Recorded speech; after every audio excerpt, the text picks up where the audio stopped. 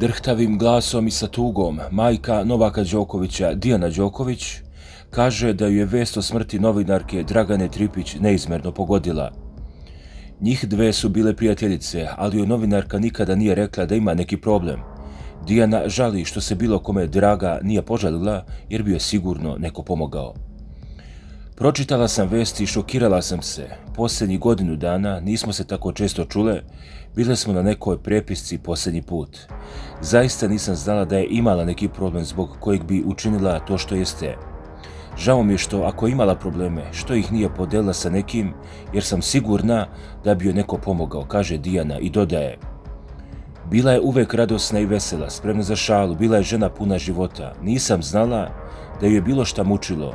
To se nije moglo primetiti na njoj, ali sada je kasno. Đokovićeva kaže da je Dragana sa njom delila samo lepe vesti, nikada se nije žalila, bila je presrećna kada je poslala baka, tada mi se pohvalila. Novinarka Dragana Tripić, 58 godina, pronađena mrtva jutros u stanu u Mirjevu, a telo novinarke, koja se prema pisanju portala Pink RS obesila, pronašla je njena ćerka. Dragana Tripić bila je dugogodišnja novinarka, a karijeru je gradila u brojnim medijskim kućama u Srbiji. Često je gostovala u različitim zabavnim emisijama u show programima, a publika je godinama imala priliku da je gleda kao člana novinarskog žirija u takmičenju Zvezde Granda.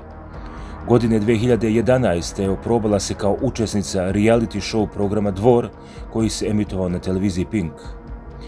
SOS telefon za pomoć osobama koje razmišljaju o samoubistvu. Ukoliko vam je potrebna pomoć, svakoga dana možete pozvati volontere centra Srce od 17 do 23 časa na broj telefona 0800 300 303.